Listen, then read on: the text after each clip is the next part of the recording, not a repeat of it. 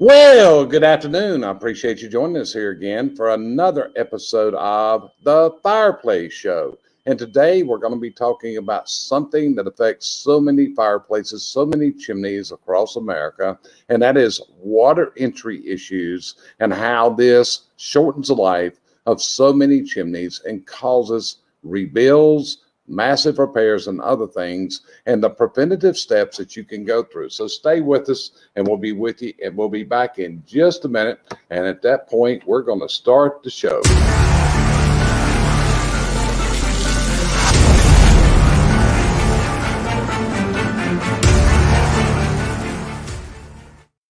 So appreciate you joining me today. My guest today, Stuart Koronovich from Saver Systems, is having some computer issues. So hopefully he's going to be able to join us here in just a minute and be able to bring some of his subject matter expertise into the show for us today. But I appreciate you joining us because here's Stuart coming in now. So hopefully I'm going to try to add him in at this point. So let's see if we can get Stuart onto this stream. Stuart, are you there with me, brother? Well, I think I finally am, Jerry. Thanks a lot. Congratulations. So like I said, as I was just telling our audience, today we're going to talk about water entry issues. And I was just telling them that my guest today was having a little bit of computer issues, and hopefully you'll be on in a minute. So Stuart, let's start out. Let's tell folks a little bit about yourself and your background of going into this industry. Okay, sir? Sure. First off, Jerry, thanks a lot for having me on. As most of you may know, I work for Saver Systems. I've been working with them for the last 17 years. We're the We Fix Leaky Chimneys people. And our founder and CEO, John Meredith, pretty much started the water remediation in masonry chimneys business about 40 years ago when he started Saver Systems and launched it with our first product, Chimney Saver. Yeah. And you know, Stuart, that was like a turning point. I met John somewhere in the late 80s. I don't remember the exact year, but he had just come out with this new product line called Chimney Saver. And at the time, the industry really didn't look at water entry as the issue that we found it to be today. Through the research that we do and everything, today we find that water entry and the resultant damage from this is probably the number one threat to the survival of masonry materials and masonry chimneys. So would you agree with what I'm saying there, that water entry is a major, major issue that causes millions of dollars in needed repairs every single year? So you hit the nail right on the head, Jerry. A lot of people think that, that maybe a chimney fire or lightning strikes or creosote, because we hear so much about those types of issues, would be the reason that their masonry chimney would fail, but that's not true. The number one reason that a masonry chimney will fail is water, and closely related to that water would be the freeze-thaw cycles that most of the country goes through time and again, year after year. Right. So what we're going to do, we are speaking to consumers today.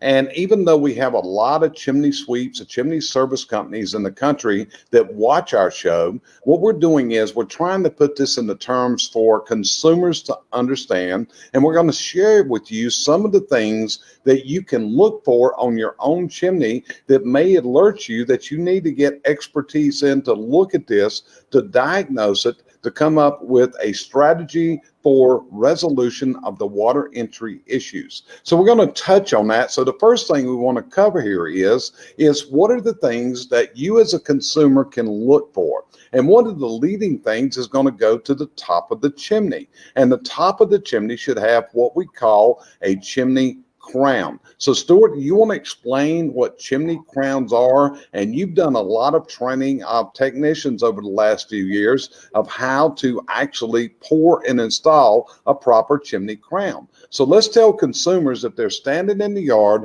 looking up at their chimney, how do they tell from the ground if they have a proper chimney crown? Well, Jerry, they don't even have to look from the ground to tell if you have a proper chimney crown. All you got to take a look is your background. I'm looking at your green screen background back there, and you got about 10 chimneys back there that have horrible crowns on them. But anyway, if you're looking at those, the first thing that you should notice if you're looking from the ground is that your chimney crown should actually overhang the actual chimney itself. For homeowners that aren't aware that the crown is actually the thing on the very top, should be made out of concrete, and it should overhang in all four directions by at least 2.5 inches. That's the first thing that you should see. Correct. And I want you to think of this way. If you've ever walked in the rain and you had an umbrella, if the umbrella didn't cover your shoulders and didn't cover your body good, you're going to get wet.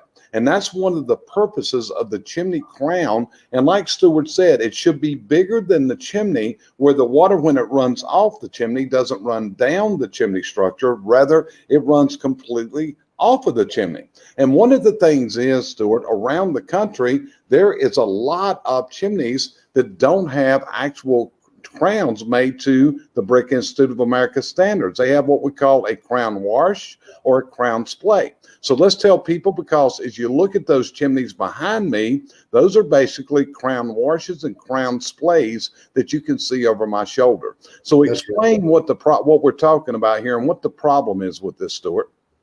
Well, I think the problem is exactly what you said, Jerry. Having a crown or a wash or a splay, more correctly, like the ones that you see in your background, allow the water to actually, the purpose of a crown is to stop water from sheeting down. One of the reasons you have a crown is to stop the water from sheeting down the face of the masonry structure that is your chimney. When you have a crown or a splay that is formed the way that the ones you see there, or that don't have the overhang, all they do is collect rainwater and wash it right down the face of the chimney. I'm sure that we've all drove by houses where we see chimneys and the top 3, 4, 5 rows of brick seem like they're just stacked there and there's no mortar in there anymore. Basically, that's what happens. The water just keeps running through it, and it washes the mortar away, and pretty soon you have chimney failure, and then it gets really expensive to fix. Right. Now, also, if you look over my shoulders at the chimney, if you look right over my left shoulder, you'll see a chimney that has brick that project out. And that's what we call corbelling. And one of the issues here, as the water comes down the chimney, if you have this, if you have a chimney that the brick actually gets wider than the chimney itself, this is like a ledge that catches that water. And a lot of times we even see the brick holes, the cores in the brick are exposed where the water can go right inside of the chimney through there. Would you agree with that, Stuart? I would absolutely agree with that. And the reason for any of the listeners that live in areas where the temperature drops below freezing, the top of that brick where it's cordled out, this is a purely aesthetic move by the mason that built your chimney. It doesn't serve any purpose other than aesthetics. As a matter of fact, it's actually to the detriment of the longevity of the chimney, because water will sit on the top of that ledge, and then as the temperature drops, that water will freeze, and then it will start working its way into the chimney. It'll start a little crack, and more water gets in there, it freezes and expands again, and the crack gets bigger, and then pretty soon you've got some expensive damage to fix. Correct. Now, that is a term that you said a while ago, which is what we call freeze thaw. So would you explain to our listeners, when we say the word freeze thaw, what is happening here, and how does freeze thaw cycles cause damage over a period of time, Stuart? Well, it's actually pretty simple, but I like to use the bread analogy. When brick gets wet, the way that a brick normally dries is that the water passes through the brick in the form of a vapor, and when it reaches the outside of the chimney or the brick itself, then the wind, the sun, the temperature of the day will wick that moisture away, and it will continue to do that until the brick dries out. The problem is that if the brick gets wet because of improper chimney construction or damage, and that water vapor doesn't completely exit the brick, as the temperature drops, that water vapor turns into a small water droplet. And then as the temperature drops even farther, that water droplet turns into a small ice crystal. And when it does that, that ice crystal expands and it pushes out, and it actually forms a or it actually creates a large amount of pressure on the face of the brick. A lot of people may look at their chimney and they'll notice that you can see that the whole face of the brick, or a large portion of the face of the brick, is either at the base of your chimney or laying on your roof. And people wonder, why does that happen? The reason that happens is because you have water damage with freeze-thaw damage, and the brick, when they're manufactured, they're put into big kilns and they're baked much the same way a loaf of bread is. The crust on a bread is bread, just like the facing on a brick is brick, but the facing on a brick is harder. And when you get that pressure from the inside, it pops off, and it's pretty ugly damage, and there's really no way to fix that besides taking out the affected brick and replacing them. Right. And that's a form of damage we call spalling. Whenever we have a piece of brick on and the face of it, the surface comes off and pops off from this force, that is spalling. And the reason I want you to understand that, if you have a technician look at your chimney and they say it's spalling, what they're talking about is the face of the brick is actually popped off and exposed rougher edges underneath. You can also have a sand finish brick that the sand finish can come off and you'll see discoloration on the chimney.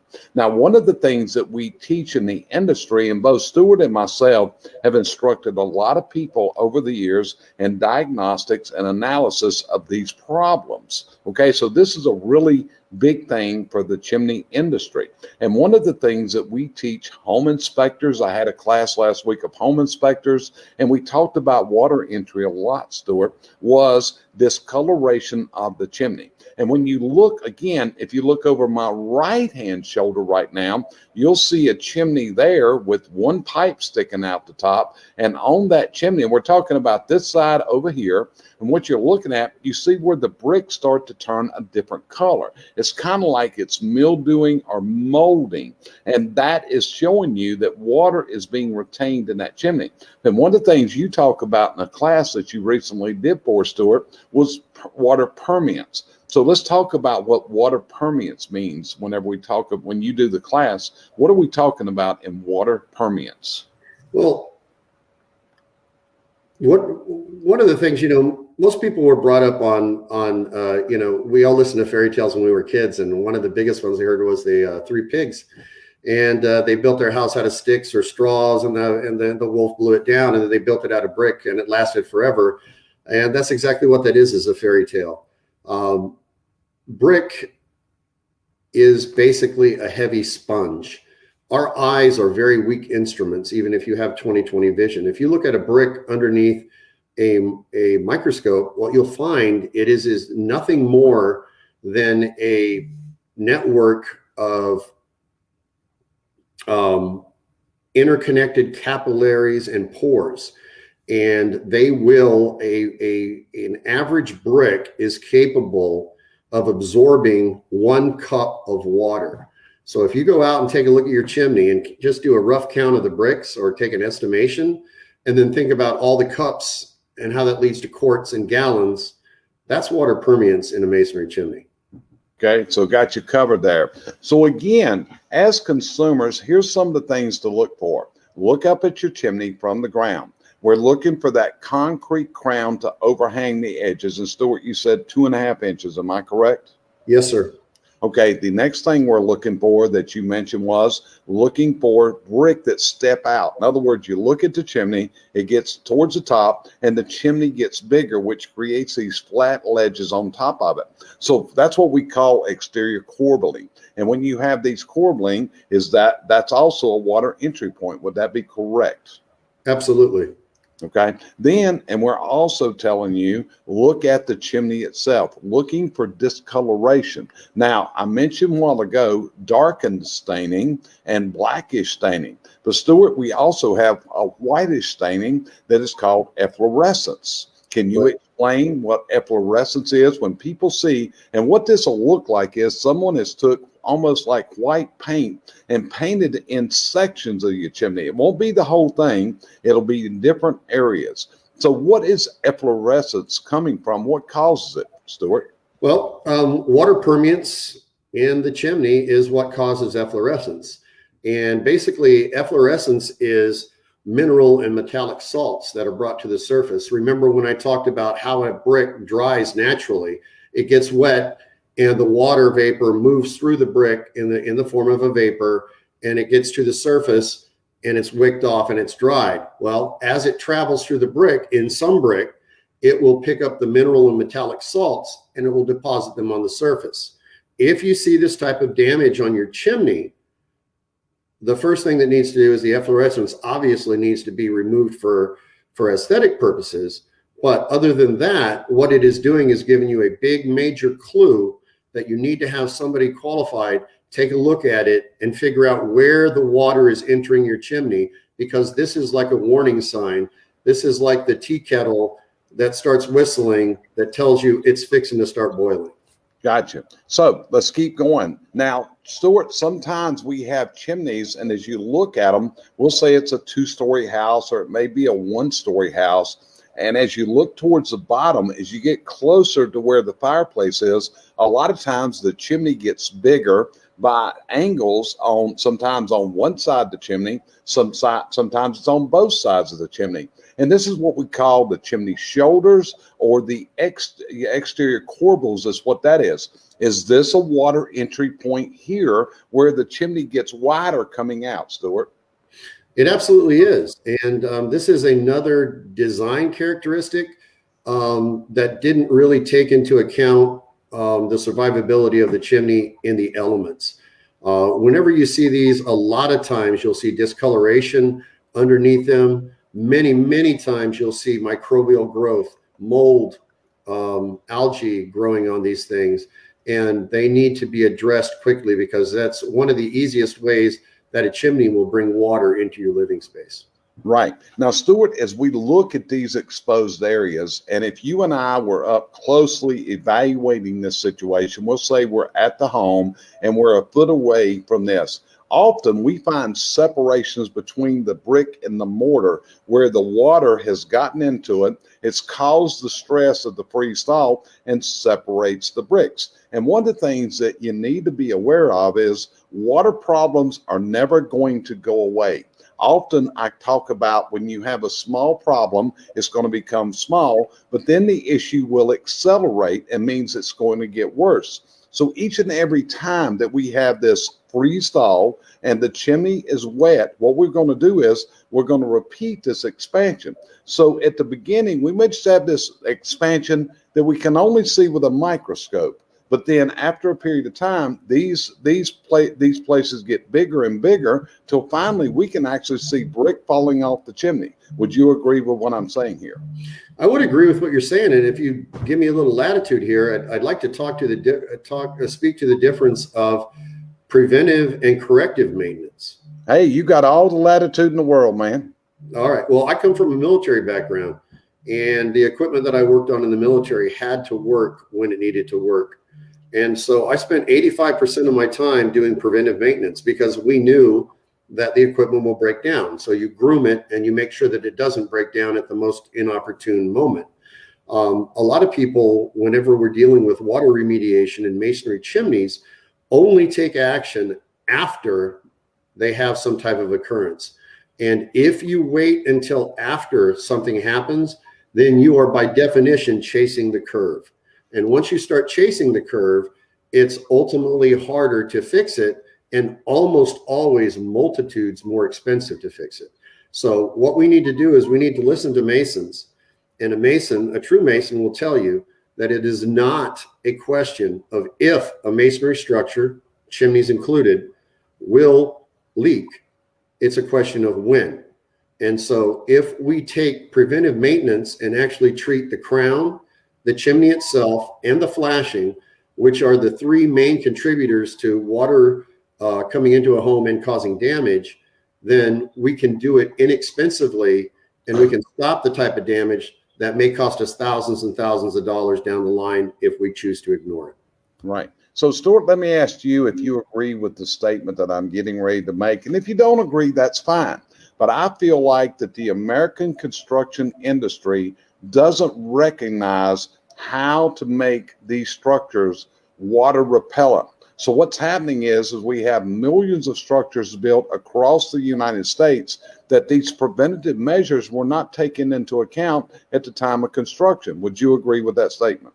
So I would agree 100%. And I think that if you ever talk to a real mason, that you would have absolutely no trouble finding a lot of them that would agree with you. When you look at all of the brick buildings and all the block buildings and all the cement buildings, go downtown anywhere, wherever you live, any town USA, and take a look at those buildings. The masons that built those buildings built in avenues for the water to leave that structure without doing damage. I'm not going to go into the multitude of ways that they do that.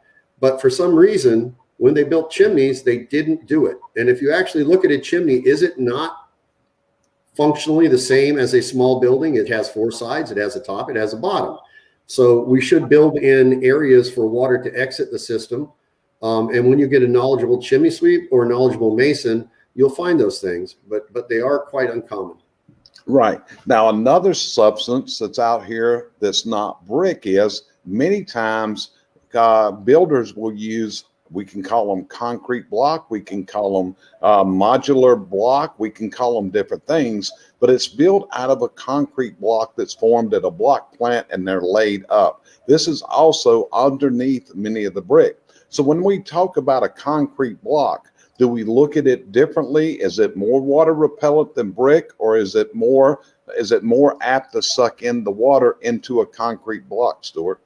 So there are exceptions, but as a general rule, these are going to be a bigger problem than a regular brick and mortar chimney.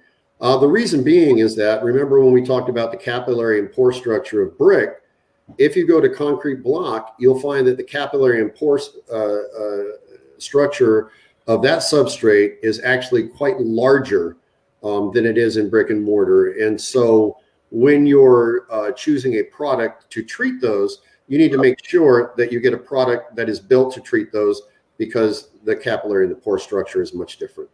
Gotcha. Now, okay, so what we've talked about here is things that you can look at as a consumer on your own chimney, okay? And also, this is something that your technician may share with you. But most time we don't look up at chimneys unless you're in the chimney business. I mean, Stuart, myself, we probably ride down the road and look at chimneys all the time because that's what on our minds. Probably lucky we hadn't been killed at this point in life in a wreck looking at some chimney that jumped out up there. So anyway, this is what we're trying to do, is help you to see. And you may be looking at purchasing a home, okay? Or you may be having a chimney sweep coming out. But some of the things of water entry into chimneys and the damage and the problems that occur. So Stuart, the first one I want to deal with, when we have water entry into a masonry chimney, and most masonry chimneys are lined with a material that we call flue liner, which is vitreous clay tile put together in 12-inch or 24-inch sections. And in between this, we have a mortar joint laid. And many times water entry into a chimney will eradicate and flush that mortar out from between flue tiles. So we get a chimney that may be 15, 20 years old, and all of a sudden this material, which is a gasketing material, is actually now completely flushed from the system, and this results in potential leakage of flue gases into the house and performance issues where the fireplace doesn't operate properly. So you agree with what I'm saying, that water entry can eradicate those joints between those flue tiles? So you finally said something that I don't fully agree with. Okay. And the only thing that you said was, 10 to 15 years, because I've seen houses 7 years old that had the problem that you're talking about. Okay. And it is water. You're absolutely correct. But the other thing is that, the reason that we have somebody sweep our chimney is because whenever we burn solid fuel, we never get complete combustion. And these unburned particulates, what they do is they form on the side walls of that flue pipe that you were talking about. And in the presence of water, they form a sulfuric acid. And that acid actually, not only does the water wash those joints out, but the sulfuric acid accelerates that and eats those joints out. The codes changed in 1987. And since then, you were not supposed to be able to build a flue, and that gasketing material that you're talking about should be made of a non-water soluble refractory cement, but that doesn't necessarily mean that it is. And so, like you said, then it becomes a danger issue because the stated purpose of a flue is to safely convey the byproducts of combustion to the outside of the home.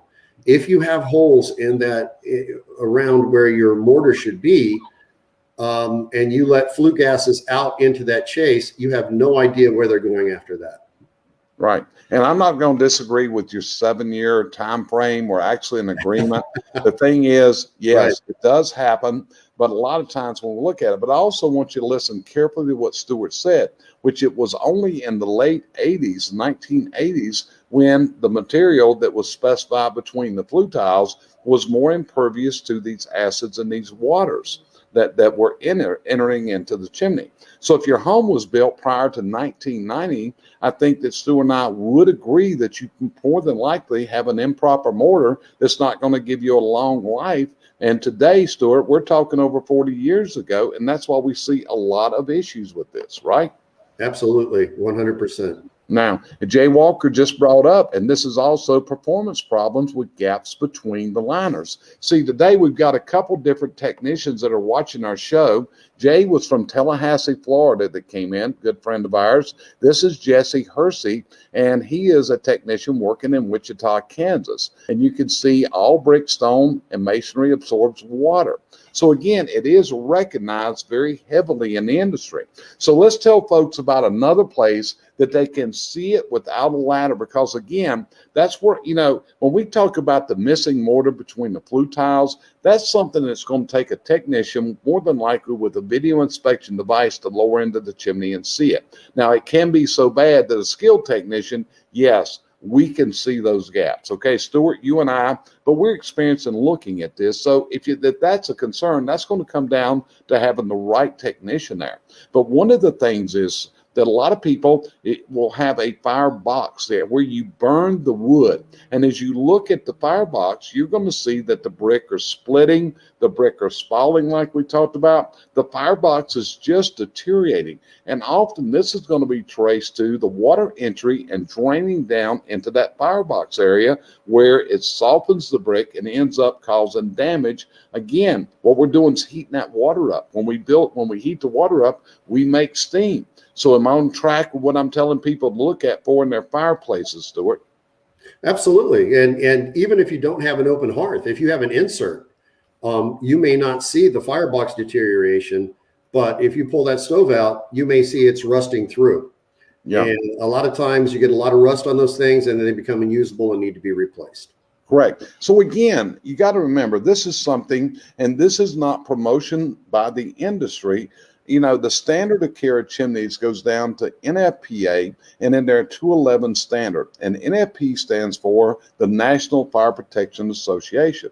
And the National Fire Protection Association recommends that every chimney, no matter what you're venting through it, whether it's your furnace, your water heater, your fireplace, your wood stove, whatever, that it be inspected on an annual basis.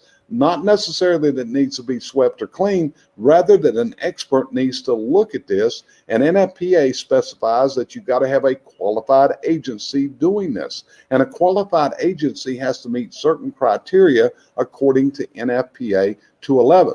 So Stuart, would you agree that this is what you and I have both taught for many years of how to spot these issues and how to correct them and how to build a strategy for correcting these issues? I would agree with you 100%, Jerry. 100%. Okay, that's good. So Stuart and I are in agreement, which we don't agree on everything, as you heard earlier, but at the same time, when it gets down into the basics and preservation. Now, another thing that goes on whenever we get water in chimneys is it causes odors. And many times people will report what we call stinky chimneys in the summertime.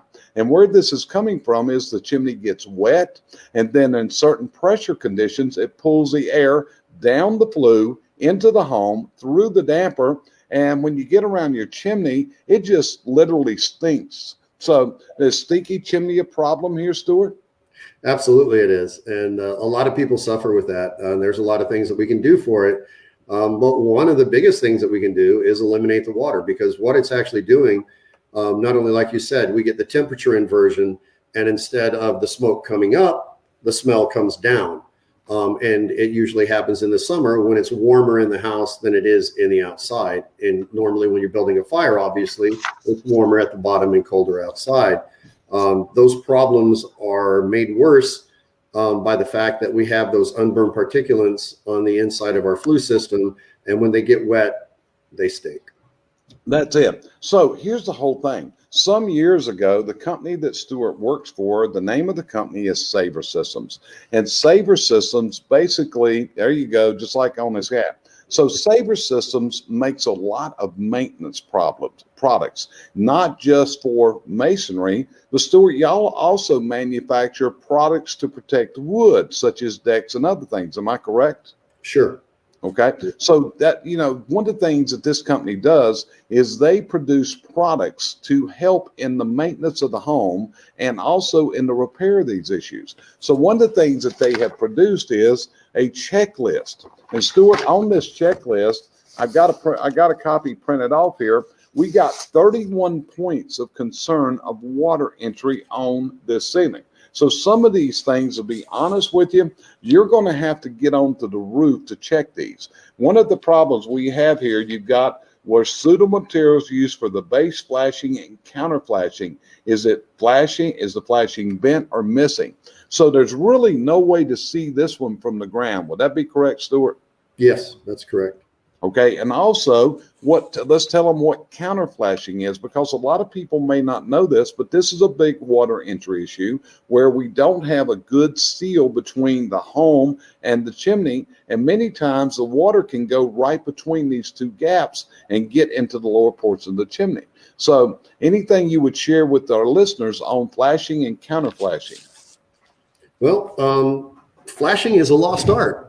Unfortunately, there's not a lot of people that do it, and the people that do it, not all of them do it well. And anytime according to the Brick Industry Association, which is where I get a lot of my walking points from, anytime you have dissimilar materials that pass through the envelope of your home, you need to have flashing. And it's just funny that sometimes you see base flashing without any counter flashing. And sometimes you see counter flashing without any base flashing. And so I think there's just a lot of people that don't understand what flashing is. But the big thing is that you need to make sure that you do have flashing, because there's a thing called a temperature coefficient. And when you take a look at where your chimney actually passes through the envelope of your home, you may have brick and mortar, or you may have block and mortar, and then you have wood, you may have metal, you may have terracotta. You could have 4, 5, 6 different things that will expand and contract at different rates given the same amount of heat or cold, from the atmosphere. And so what happens is as these things expand and contract at different rates, they create gaps, albeit temporary, that allow water to get into your home. And so, at different temperatures, you can have different holes in different parts of your envelope, if you will. And so you need to make sure that your flashing is done well. And if it's not, then there are products that you can use as a homeowner to actually fix these things that are pretty easy to take care of. Right. Now, as I read this checklist, and so you'll know, I put a link up there. If you copy that link, you can actually get this checklist right off of your website. Correct, Stuart? That's right. So as I look through the next 5, 7 different things, it involves the mortar joints and the bond of the mortar joints to the brick. Is this a big issue where water can get into a chimney through an improper bond of the mortar, using improper mortars, or not well bonded to the brick itself? Is that a part of water entry issues? Oh, absolutely. If the 3 biggest things that are the most important things that will determine whether or not your chimney is going to be able to withstand the forces of Mother Nature, i.e. water, is quality of workmanship, design, and the proper materials. I worked on a chimney yesterday in Pennsylvania where they had just these ungodly mortar joints, and all that did was brought water into the house. And so we had to do a water remediation a job on that, and make sure that it wasn't taking on water. But again, the mortar was done in a decorative fashion, not in a fashion that was conducive to that structure lasting. Right. So a lot of times what we see, we call them squeeze joints, where the mortar actually oozes out of the brick and they never tool the joint off. Tooling means where you're taking a striking tool. And this is part of it. It's like even the mortar joint itself, from an improper joint being improperly tooled, is that a problem with water permeance, Stuart? Absolutely. It Okay. absolutely is. So as I go down through here, the next one is something that a lot of people may not consider. And that is, one of the products that you sell is vent tubes. And that is to allow ventilation of the area between the clay flue lining and the top of the chimney, the sides of the chimney. It's like when you see those clay pipes sticking out of the chimneys behind me, as that flue liner goes through, once it gets under that chimney crown, there's supposed to be a gap in there. It should be at least a half an inch and no more than 4 inches. But a lot of times water builds up and condensation builds up there. So what we've got to do is install vent tubes into the chimney, which very few people are going to find in their chimneys, to allow this condensation to escape. So what would you add about vent tubes and how effective these are in helping to stop condensation forming in the chimney, Stuart? Well, they're super effective, and they last a lifetime, and they're relatively inexpensive. I liken it to a cold drink on a hot day. Take a glass of ice water out on your porch next time it gets really hot, and pretty soon you'll find water dripping down the sides of it. Stop and think about that terracotta flue liner that you see over Jerry's shoulders there. In the winter, that thing is warm because you got a fire and you got hot flue gases going up it. But if the chimney itself is oversized and there's a lot of extra space in there, then what you have is a bunch of cold air. And so you start getting condensation, and it'll drip down the outside of that pipe. Some of it will find its way into the pipe, and the rest of it will find its way down into either your firebox, into your drywall, maybe onto your stove, depending on what you've got down there. And the reverse is true during the winter. During the winter, it's hot and it's cold. In the summer, it's cold and then it's hot. So it really doesn't give. There's no season that actually gives it a break. And so if your chimney is improperly designed, if you vent your chimney with these vent tubes, then it equalizes the pressure on the inside and the outside of the chimney and stops that condensation from forming. Okay. Jesse, there's a customer in Wichita, and I believe it is a HomeSafe customer. And if you look on the screen right now, she would like you to send her the link to this. So if you'll contact me after this, I'll send you the link direct to you, and you can forward to that, because it looks like that's one of your customers requesting this sheet right here. Okay. So Cute then, baby. huh? Cute baby. There you go. And then he says they cut in or embed flashing are horrible. We remove that every time and put a counter flashing over it. Because one of the things is, HomeSafe does a really good job on chimneys out there in Wichita. Bart's the owner of that. Bart and I go back many, many years, and I know we're broadcasting live right now over Bart's Facebook page. Now, another note you've got in here involves vines and plant growth in chimney. And I know whenever I look at a chimney and I see vegetative growth, I see plants, I see ivy, I'm envisioning all kinds of problems. So Stuart, let's tell them about the problems when they got ivy growing on the chimney. What does plants do? What are these roots doing that are embedded into this masonry? Well, they grow right into your mortar joints, and they create avenues for all kinds of water to get inside your chimney. I mean, we all see the ivy colored covered houses and we think, hey, that looks nice. I think it looks nice. And I had no clue until I came into this industry that what that thing was actually doing was destroying the masonry. I mean, it has to have something to grab to. You got a big storm and it doesn't blow off the side of your house. Why? Well, the reason is because it's drilling holes into the mortar, and then whenever it rains, it's given it an avenue to get in. Not a good idea. No, because roots, I mean, we've all probably walked down a sidewalk that something's growing through the sidewalk. All it takes is a little bitty crack, and you get a seed into that. And then from this point, it's Katie bar the door, because now we're going to grow, and that's going to be part of the expansion issue. Now, as I go through this checklist, I'm seeing some of the things that we mentioned, such as discoloration, such as the effervescence. Now, here's a good one. Is there a damp, musty odor in the firebox or the basement cleanout? What's that telling us, Stuart? Well, it could be telling us a couple of things. Water remediation in chimneys is an inexact science. So you have to do a little bit of investigation, but that's either telling us that we're taking up water on high and it's draining low, or we could be in a situation that's called damp rising. If you are, you have a chimney at the base of the chimney can actually draw water up out of the ground and into the firebox. So it's kind of interesting, but it could be either one of those. Yep. And then another one we talked about earlier is the exterior corbels, or you call it ledges against mortar joints, where water can collect, pond, and seep into the wall system. So go ahead. That's a big area when you're talking about, is it in the firebox? If you go outside, generally speaking, those shoulders are not more than 4, 5, 6 feet away from your firebox. And so if your firebox is damp and musty and you have shoulders, you're probably looking at the culprit right there.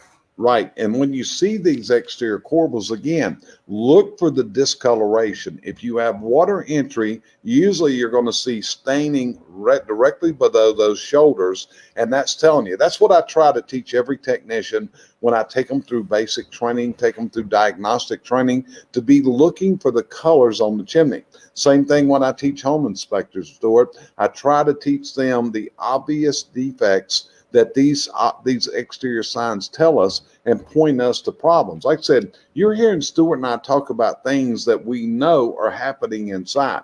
And see, if you're a skilled technician, you can actually look many times at the outside the chimney. And Stuart, would you agree that we can just about predict what we're going to find if we do a video scan later? Absolutely. And while we're talking about that, if you're talking about a homeowner, you don't have to be a technician to walk out. If you have an external chimney, and when I say an external chimney, that's one that doesn't, originate in the middle of your house. This is one where the brick actually goes down to the ground. A lot of times you'll see these, and they will be in close proximity to guttering systems. And if you look where the guttering system is closest to the chimney, a lot of times you're going to see a lot of discoloration there. If you have discoloration at that point, you have a problem. And that problem needs to be addressed. And I would say that not only does the way that the water exits your roof need to be taken care of, but where that area is where it's splashing over and causing damage on your chimney needs to be treated to make sure that it doesn't absorb it should that happen in the future. Okay, so Stuart, let's go back to those chimneys over my shoulders. And when we look at these, you and I have already talked that those have what we will call a crown wash or a crown splay on top of them. Now, the pipe that's sticking out, that's terracotta. And that terracotta pipe is extending through that crown on top. And one of the notes we have here is there should be a flexible seal that can flex, because that clay is going to expand upward and downward. It's also going to get bigger and smaller. So is this a problem where we don't have that flexible sealant on a lot of chimneys and water goes right between the crown, or we don't have that flexible sealant and the clay tile expands and actually cracks the chimney crown? You hit them, both of those are dead on. If the chimney, remember I said improper design, that's one of the biggest reasons that chimneys take on water. And if there was not, the correct term for that is called an expansion joint, because it does expand this way and it expands this way as it heats up and it cools down. If there was not an expansion joint built into that, more than likely your crown is cracked. That doesn't take very long to happen. And when that happens, you get water. And if water gets down in that crack and it freezes, then that crack just keeps getting bigger. And pretty soon you're at either total crown failure or total chimney failure, which becomes very, very expensive. Now, go ahead. I'm sorry. And I was going to say, if the expansion joint is there, if it was built correctly, it shouldn't leak. But still, there's maintenance that needs to be done. And occasionally you'll need to use a high temp caulk around that chimney pipe just to make sure that you're not getting any leaking up there. Okay, so now, Stuart, let's take it to some really expensive repairs that could actually mean we've got to take the chimney down or we have to do other things. A lot of chimneys create, when water comes in, the water has to drain down. So as the water drains down, sometimes it can't escape from the chimney and it goes out the actual footing or the foundation, and it can wash the dirt out to where we can find a chimney that actually settles away from the house. Where you go outside and you look, and the chimney and the house, there becomes this gap between the two. And what it's doing, it's falling away at an angle. So as you look at it, that gap gets bigger and bigger as it goes up, which becomes even more of an issue. So do you agree that water entry can result in settlement issues where the chimney will actually move? Absolutely. And that's kind of one of the most heartbreaking types of damage that you can find. And the reason is that there's really only two things you can do at that point. The first is to demolish the chimney and pour a new footer and start again.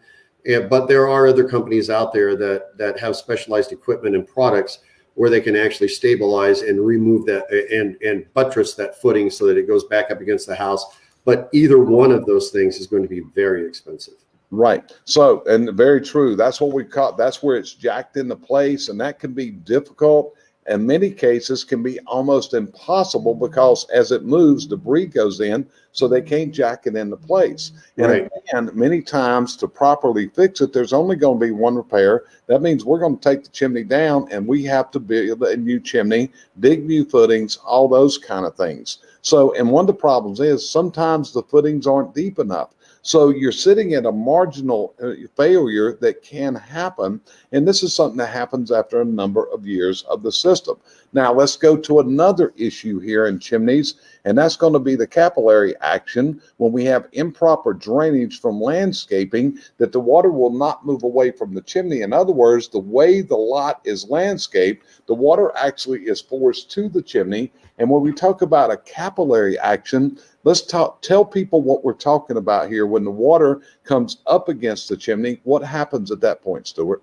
So the capillary action is that, like I said, our eyes are imperfect instruments and they look solid to us, but it is just a series of interconnected capillaries and pores.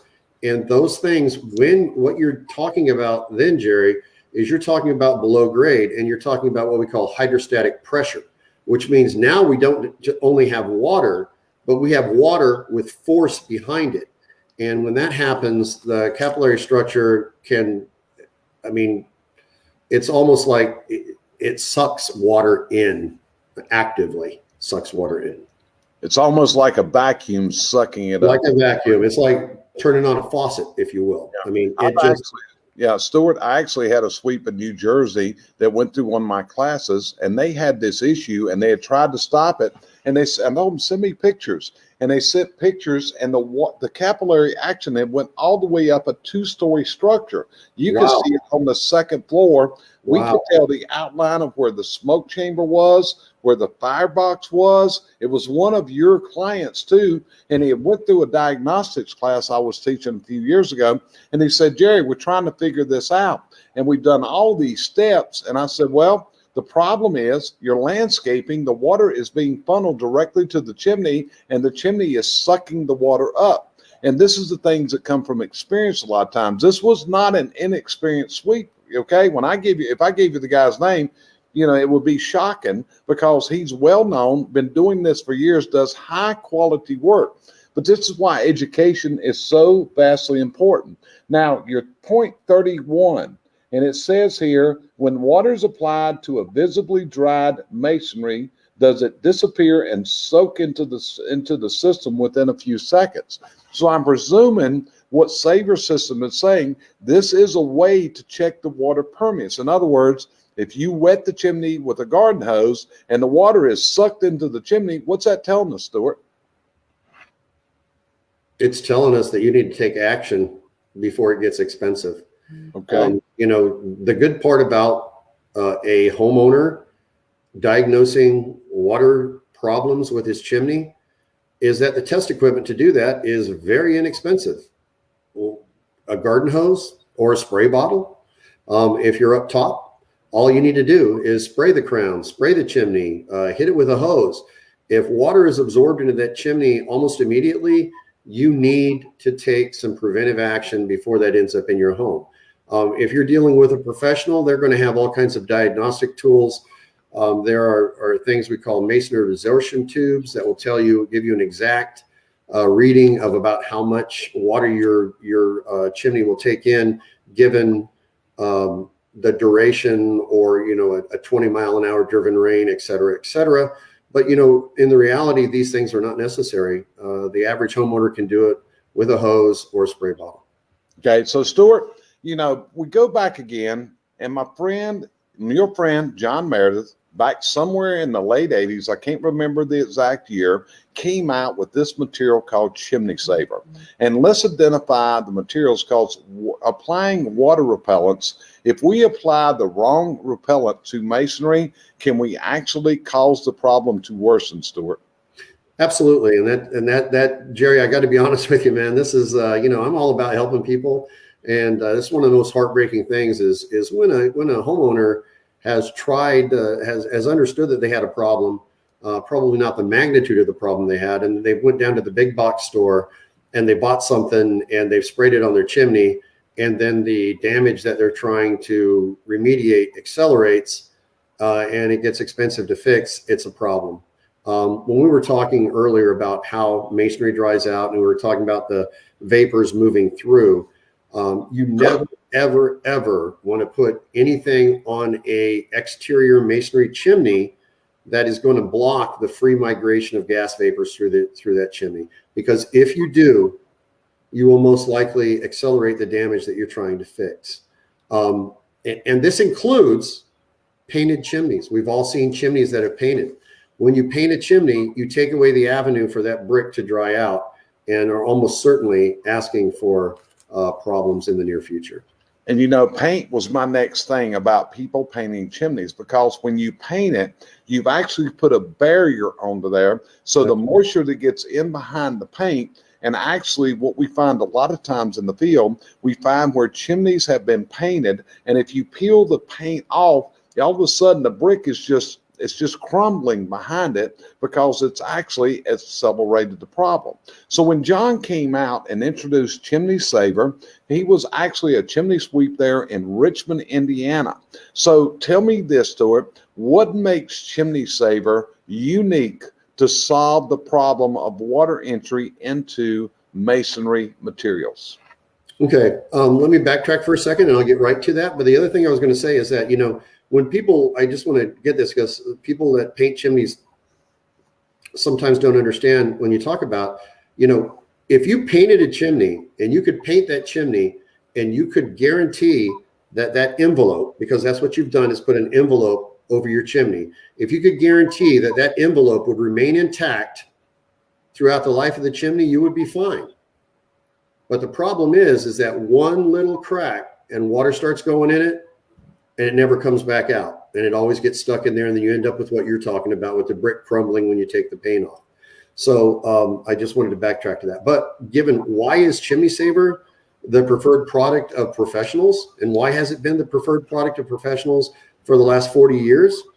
The reason is because Chimney Saver is a proprietary modified siloxane. And what this actually does is it coats the pore and the capillary structure that we've been talking about, and it changes the incidence angle at which water is absorbed. And Jerry, I know that you've seen this before, but you can spray this stuff on a brick and you can let it dry. And when you feel the brick, you won't feel a coating on it, because there is no coating. It absorbs in and it coats that capillary structure. But if you put water on the brick, it'll dance around in little bubbles like a waxed car. Am I right? That's correct. And years ago, one of the things we used to have, and I should have went and got them, because I got a couple sitting right here in my office, but I don't have them right here, is we used to have these little miniature concrete blocks, and I don't know if y'all still sell those little blocks. We do. Okay. So anyway, what we would do is you take two of those blocks and you just split them apart slightly where there's a little gap. And then you put drops of water on top of that. And the water didn't go down in that gap between those blocks. And the way John explained at that time, he used the term comparison to North and South Pole magnets, where a North Pole magnet and a South Pole magnet, when you push them together, they're going to force themselves apart. So what he said was it was very similar to that, to a magnetic action, that the water will not go into the crack. It's actually repelling it from going into the crack. Am I remembering this correctly? You are. And what I would also say is that Chimney Saver actually works in two ways. The first is you put it on and it dries. And then over the next 3 days to 7 or 8 to 10 days, depending on how much sunshine you have, then it actually cures. The UV radiation from the sun actually cures it, and it forms a permanent chemical bond with the silica and the mineral and metallic salts inside of that structure. And so that's a reason why that this product will last for a good 10 years before you have to reapply it. It's also the reason why when you use a product that forms a film, not a good idea for reasons that we've already talked about, but a doubly bad idea when you stop and think about that thing that you put on the outside of your chimney is now going to be available to the UV rays of the sun, for as long, 12 hours a day or however long the sun shines during the day. And that UV ray is actually going to, once it cures, it actually starts degrading it. And that's the only reason that Chimney Saver lasts for 10 years is because it's actually inside and it takes a lot longer for that to degrade. When you put something on the surface, the UV rays of the sun will break it down much quicker. And so a coating for external masonry usually will last anywhere from 2 to 5 years. Okay. So one of the things Jesse just added a comment, another good thing about Chimney Saver is it allows the moisture to get out, which was also, and John, we used to use the term, and I don't know if you still do it, but it's vapor permeable. In other words, 96.8% as proven by ASTM testing. Okay. So let me ask you this, Stuart.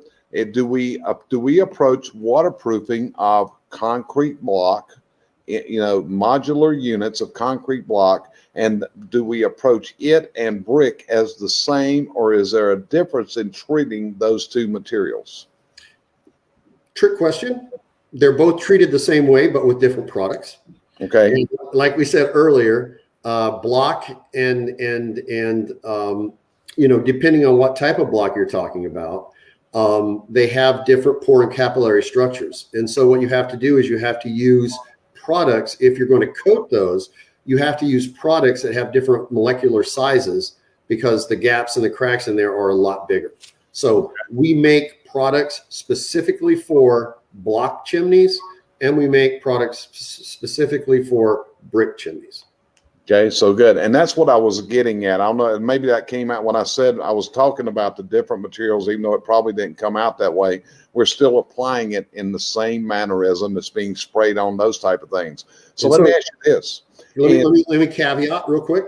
Sure. The caveat is that if you use the product for brick on a block chimney, the molecule size in it is too small to be effective long term, but you're still probably going to get half-life out of it. You're going to get 3 to 5 years. It's not like it's going to do anything. It's just not going to last as long as it should. Okay. So in your product line of Chimney Saver, you actually have carriers, and we have one that is the chemical is actually a water-based product. On the other, it is a solvent, mineral-based product. You've actually got the active ingredients, but something's got to carry it. It's just like if you have paint in a can, there's a little bit of pigment, but you got to have something to carry that pigment and put it there. So what's the difference between using solvent-based and using water-based Chimney Saver on masonry materials? Okay, quick history lesson. Yes. I was born in 1960. I was going to say 67 to give myself 7 extra years, but I was born in 1960, and back in those days, everything was solvent. If you opened the can and it didn't about knock you over, then people thought that it wasn't a very good product. But as we learned that these things are not that good for the environment, there was a lot of research that went into water-based. Now, if you're dealing with paint, all the paint back in the old days used to be solvent-based paint or oil-based paint. It's the same thing. But then they started doing acrylic, which is water-based. And for our listeners that are old enough to remember, acrylic paints used to be absolutely, I'm there too, Jerry, used to be absolutely horrible. They didn't last, they peeled, blah, blah, blah. But over the last 40 years, all the research and development has gone into water-based paints as the EPA has regulated out the use of a lot of solvent-based things.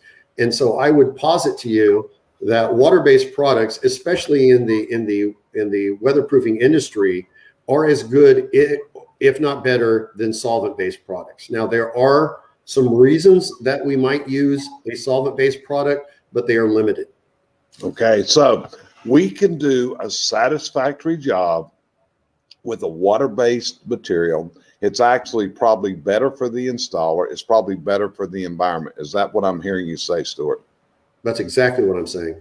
Okay, that's what I mean. That's what I heard. I just wanted to confirm what I heard there, because it is, it's just a different whole thing, and it is part of the world today as we go through. So, Stuart, what else would you add to this broadcast today to consumers about water entry? Like I said, we started this off and we have plainly stated, you and I both agree that water entry is probably the most hazardous material to masonry materials that we presently encounter. It's bigger hazard than chimney fires, overheating, and those kind of things. So is there any other advice from your aspect that you would add to our listeners today? I just want to reiterate that the best thing that a homeowner can possibly do is to take preventive action. Don't wait until you have a problem to treat the problem. You know, or you should know, if you've listened to this podcast, that water remediation in a masonry chimney is the number one reason that chimney will fail.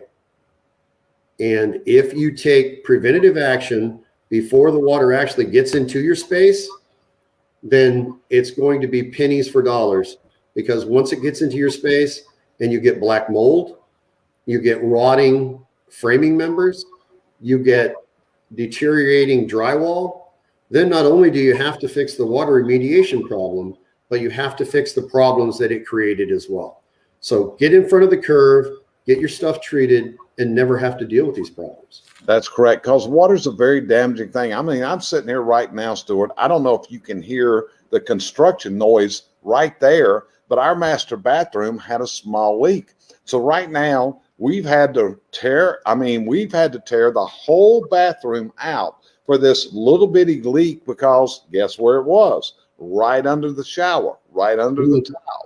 And that's what commonly happens, because if you have this water coming in, it can communicate to the framing members of the house. And if it communicates to the framing members, that means you're going to have rot, you're going to have mildew, you're going to have softened wallboard, sheetrock, drywall, whatever you want to call it. Black mold. Right. You're going to have all kinds of problems in the system out there. Okay. And there you go. See what my wife just added, Cheryl? It's been a lot of fun. Okay. Been a lot of fun, because we've had water damage from two different aspects. One in the bathroom, and the basement got flooded. So my new studio's down here. This was flooded territory not too long ago.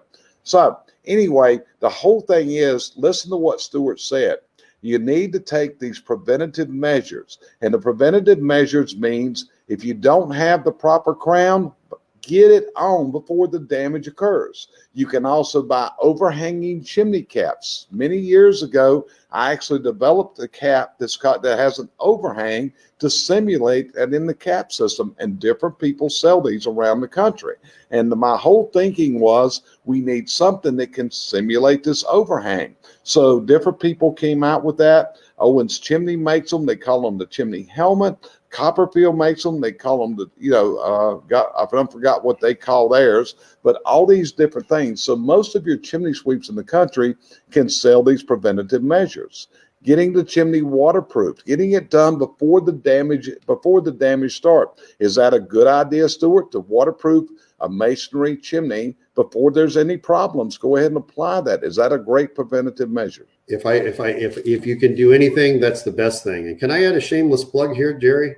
you can shamelessly plug away, but you got to remember what I told you earlier. Okay, so keep going. All right. So I'm just going to say, if you're not a do-it-yourselfer and you're not comfortable getting on your roof, you should have your appliance or your burning situation checked out at least once a year by a certified chimney specialist. And if you do find that you have water remediation problems, or if you want to get ahead of the curve and do preventive maintenance, make sure that he's using Chimney Saver branded products. If you're a do-it-yourselfer and you want to do it yourself, we make a do-it-yourself line. It's branded under the Chimney RX brand, and you can find those online.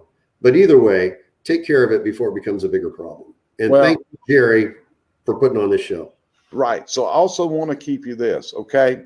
You know, Stuart, I've climbed on roofs for many years, okay? And this is where I'm at in this world, okay? Because I'm not getting any younger, okay? And as you both know, I had some health issues a couple months ago. And one of the things that I had to promise myself is, Stuart, I've made my last trip on my roof, okay? It's not that I can't climb my roof, but my God, I'm not going to get hurt. And there are too many people that get hurt from ladders. I just did a show yesterday with the son of the guy that invented the little giant ladder system.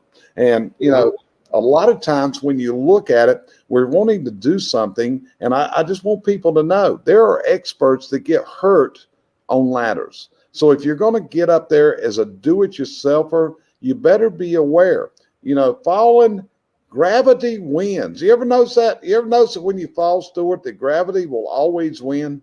I'm not trying to scare anybody, but the body reaches terminal velocity at 8 feet. Correct. If you're not a climber. Yeah. So, yeah, Stuart's not as old as I am, but before long, Stuart's going to have to face the same decision, which is he's too over the hill to be climbing on ladders any longer. You ready for that one, Stuart? I'm almost there, Jerry. I really am. You're 7-8 years behind me, brother. So, you know, it's coming there. It's whatever. It's like, you know, wearing glasses or whatever. You think it'll never hit you. And then all of a sudden you get in your 40s, you go blind and other things. So anyway, I was worried earlier. So Stuart, I really want to thank you for coming on the show today. This is the second time Stuart has been on this show with me. Previously, we talked about creosote treatment chemicals. And I want to remind also, if you're in the industry, we do this show to help you educate your customers. And one of the best ways you can do that is consider sharing our broadcast. The Fireplace Show is not just, Stuart, the people that are listening to this, these homeowners, I don't buy your product. When's the last time I bought Chimney Saver, Stuart? You can't even remember when, right? I cannot. Okay. I am not in the business any longer. The reason we do this show is to help consumers understand chimneys, understand fireplaces.